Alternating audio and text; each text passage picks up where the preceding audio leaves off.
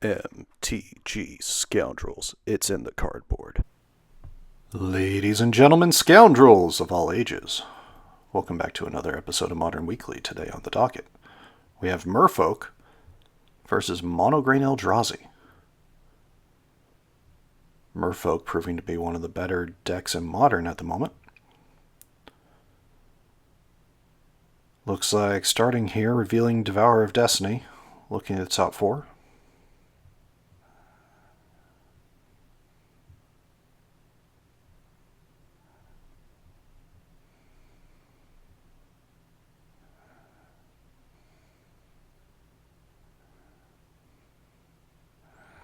Exiling three of them, putting one on top.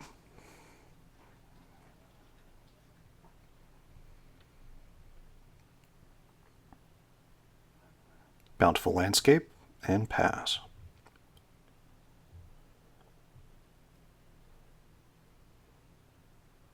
Cavern of Souls, naming Merfolk it looks like, and casting an Aether Vial.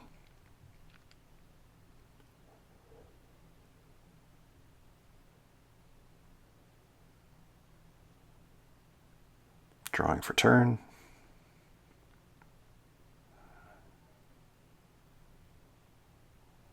Passing the turn.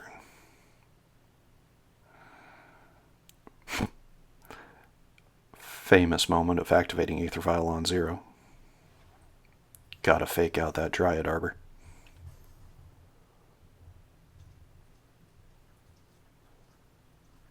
Cavern of Souls, naming Merfolk.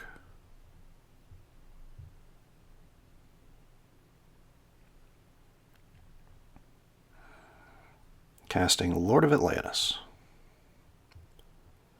End step, cracking the Bountiful Landscape.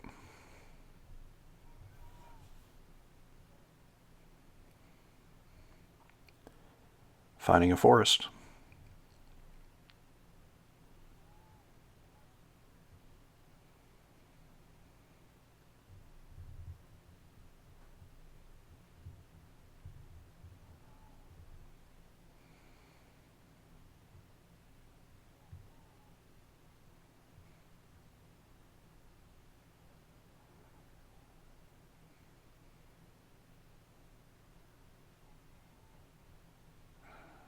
Untapping, drawing.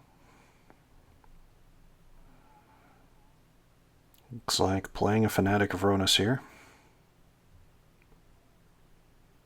And must have just drawn that green source. Looks like that is a Drowner being played as its land side.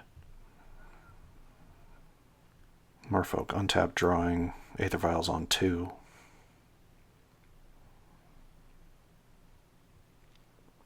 Otawara for land for turn.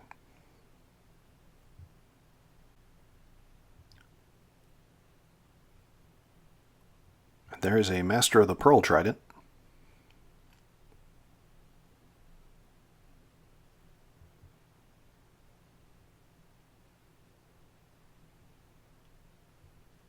And attacking him for 3 here. Looking to block with the Fanatic.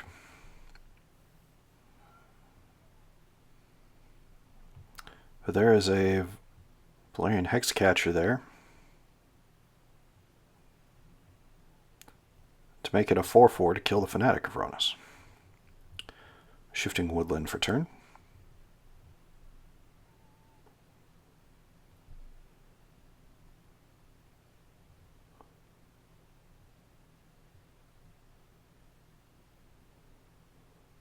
Tapping 4 looks like eternalizing the Fanatic of Ronus. Bringing back a 4/4. And there's a Dismember to take care of the Fanatic. Bring us to 16-20.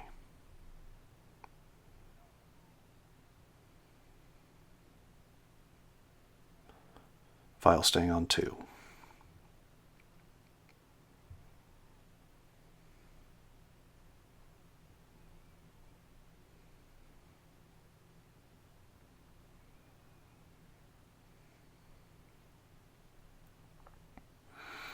There's another Master of the Pearl Trident.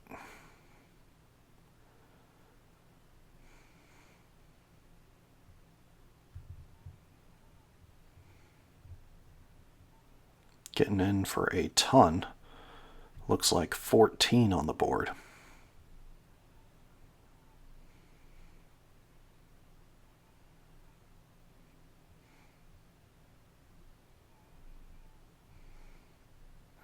And scooping it up. Game 1 quickly going to Merfolk here.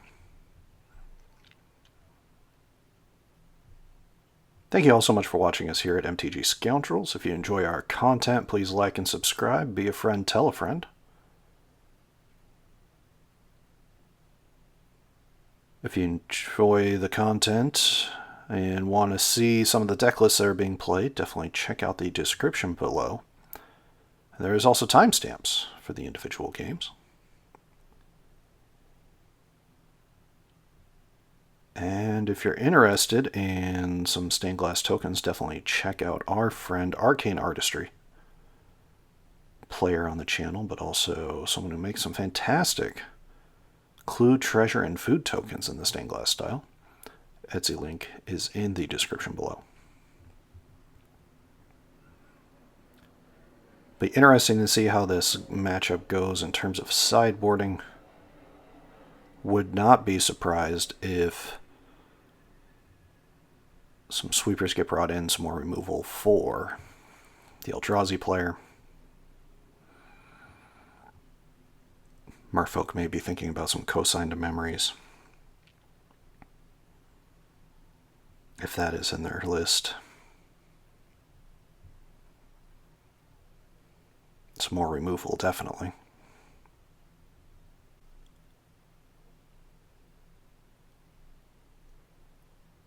Looks like both players shuffling up here.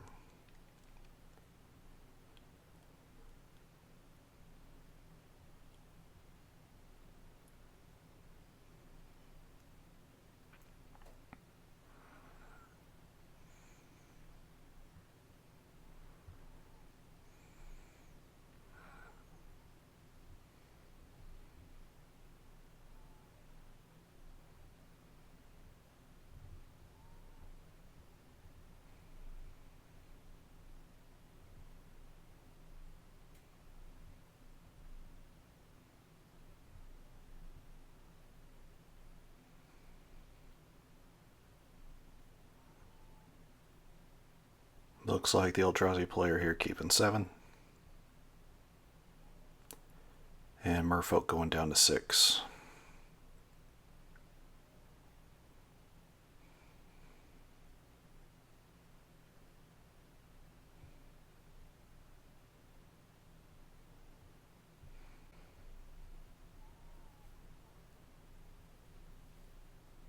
Things I would be looking for in the 6 if I was the Merfolk player is something to slow down the mana ramp, or just to slow down the mana generation in general from the Mono Green Eldrazi player.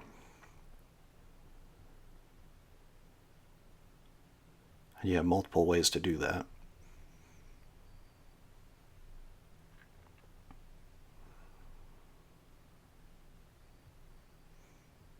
Looks like keeping 6.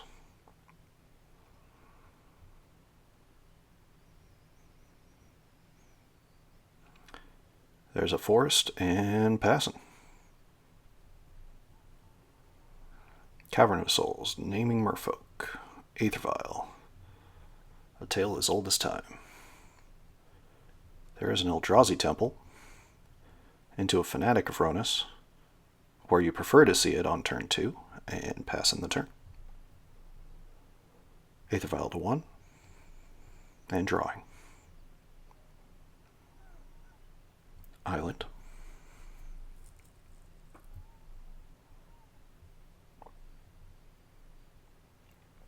Tapping 2. Looks like Tide Shaper targeting the Eldrazi Temple.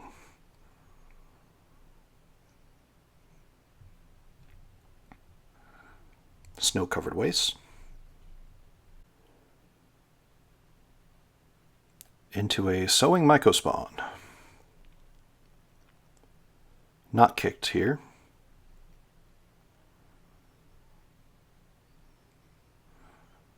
It's one of the many ways these mono green decks for Eldrazi pull ahead. Looks like finding Ugin's Labyrinth and putting a Drowner of Secrets underneath it. Passing the turn. There's an island. Activating Aether Vial.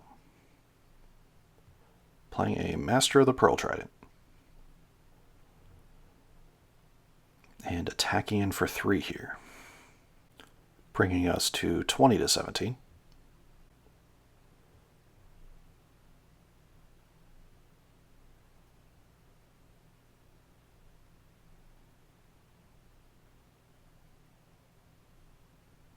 Untapping and drawing.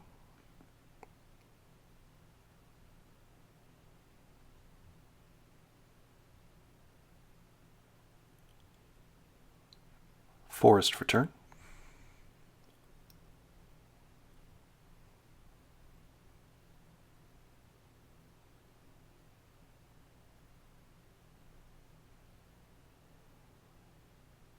There is another Sowing Mycospawn.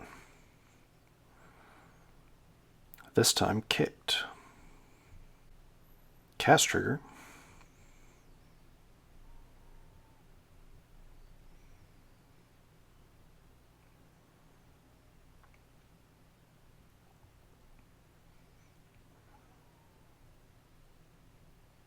Looks like exiling the Cavern of Souls.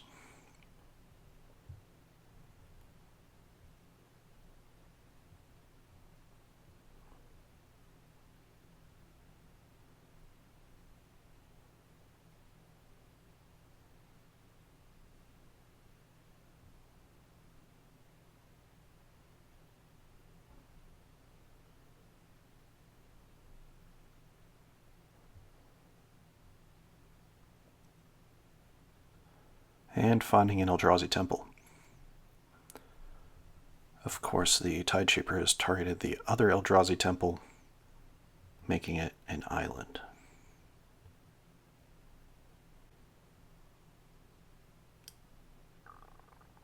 There is a Sink into Stupor. Of course, mana was floated off of that Cavern of Souls.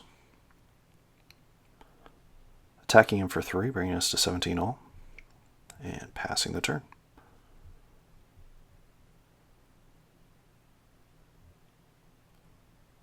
Sink into Stupor, definitely a land that Merfolk has benefited from. One of the MDFCs from Modern Horizons 3.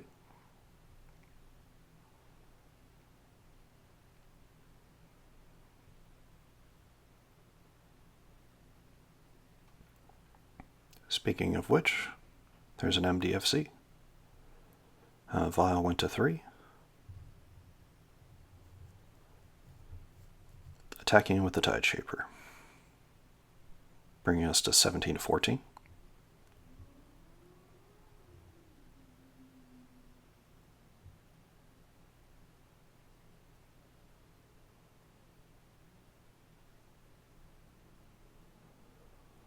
Looks like putting the Drowner into hand and then kicking another Sowing Mycospawn.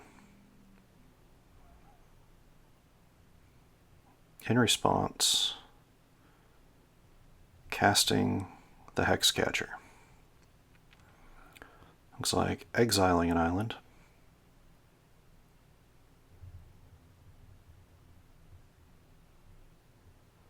And finding another Eldrazi temple here.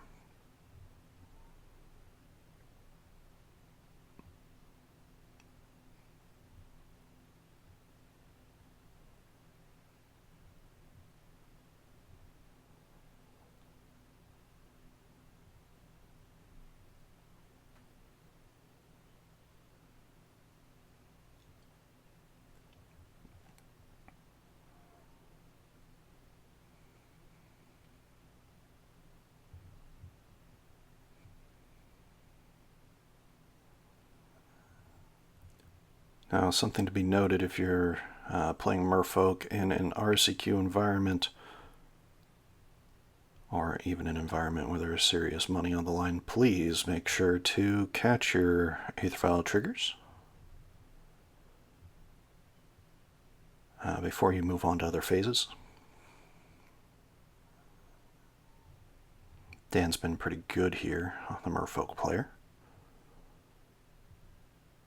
But that's just something to remember. Looks like Hexcatcher and Tideshaper getting in here for 6.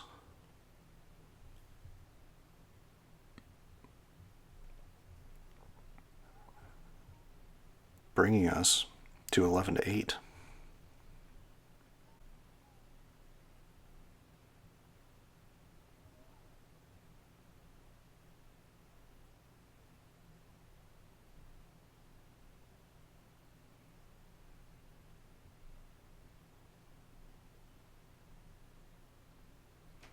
Four mana. Kozilek's Command. Looks like modes are make some spawns and exile the Hexcatcher.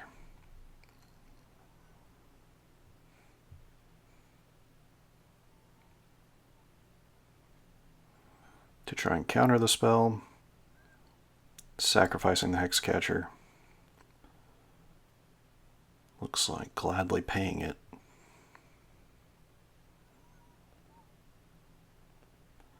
And there is another Kozilek's Command. This time exiling the Master of the Pearl Trident. And I'll scoop him up. Game 2 going to Mono Green Eldrazi.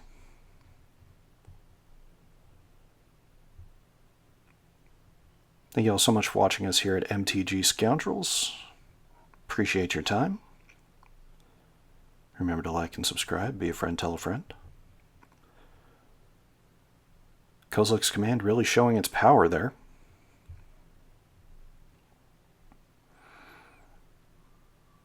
There were some people that thought that the card was kind of a do-nothing. But in these,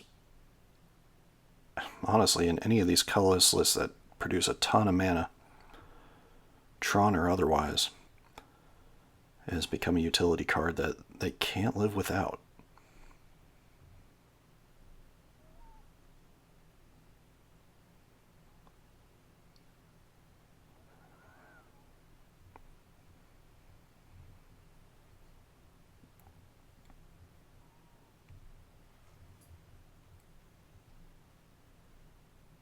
On the draw here, would anticipate the Mono Green player is bringing in an extra copy of Gemstone Caverns.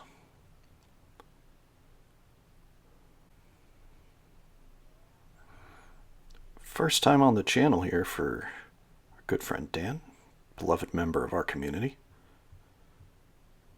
Mostly a Pioneer player, but has been seeing breaking out some Merfolk, breaking out some Ruby Storm, which we might see here in the future.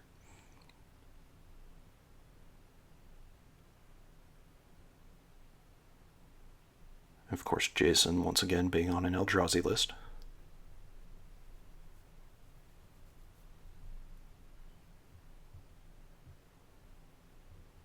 If it involves spaghetti monsters, Jason's probably playing it.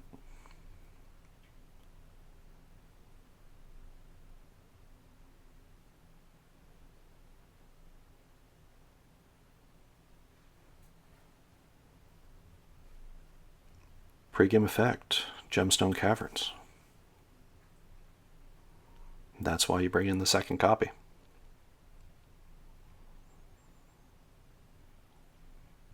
Exiling a Drowner here. Has a 7-drop, we'll see if that comes back to haunt him. Land and pass, it looks like, for the Merfolk player. Eldrazi Temple, passing the turn.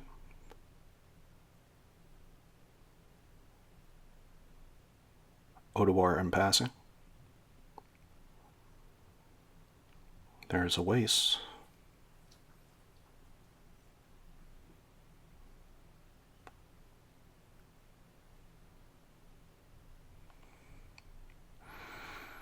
And that is a wumpus aberration, everyone. One of the things that helps make this deck go on the curve This is a 6/6, and if you don't use colorless to cast it, the opponent can put a creature in.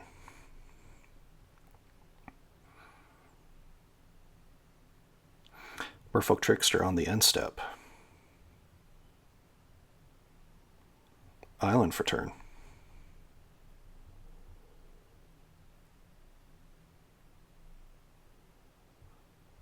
There is a Hexcatcher, attacking him for 3.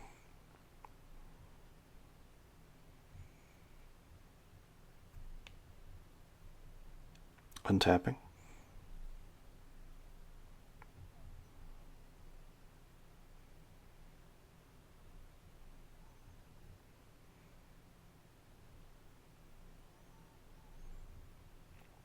There is an Ugin's Labyrinth, looks like exiling a World Breaker underneath it.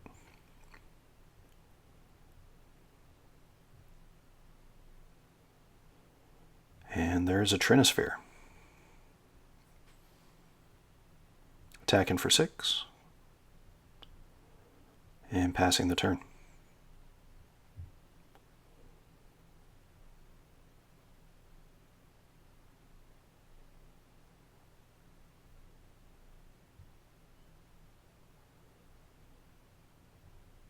Some people wonder why you'd play Wumpus instead of Reality Smasher. There's another Hexcatcher. Attacking in for 6 here. Bring us to 14 to 11.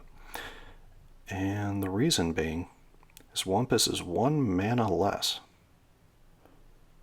And that's pretty important. So you can turn on Fanatic.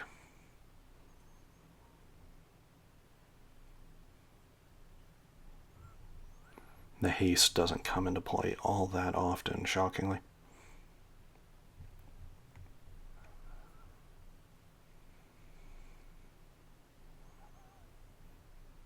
Four mana, Kozilek's Command. Targeting a Voldaren, Hexcatcher. As I mispronounce it once again. So I paid the 1 for the first one. Don't know why they're sacking the second one here.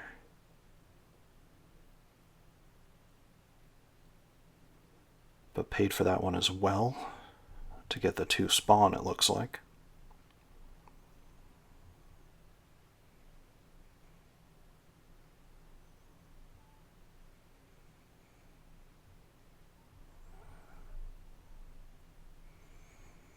And attacking for 6. Bringing us to 8 to 11. Another island for turn.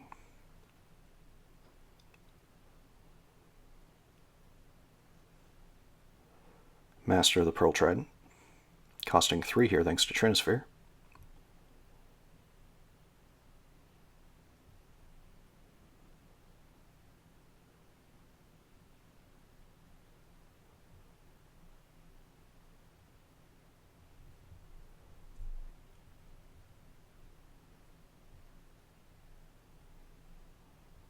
And there is a Sowing Myco spawn. Looks like being kicked here. Targeting the island. It gets exiled.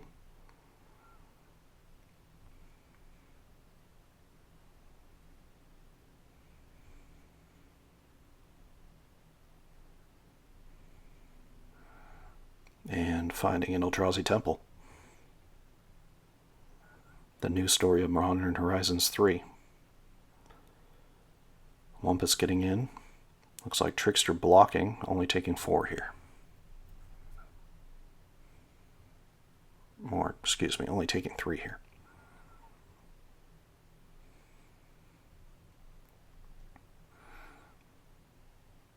There's a Master of the Pearl Trident.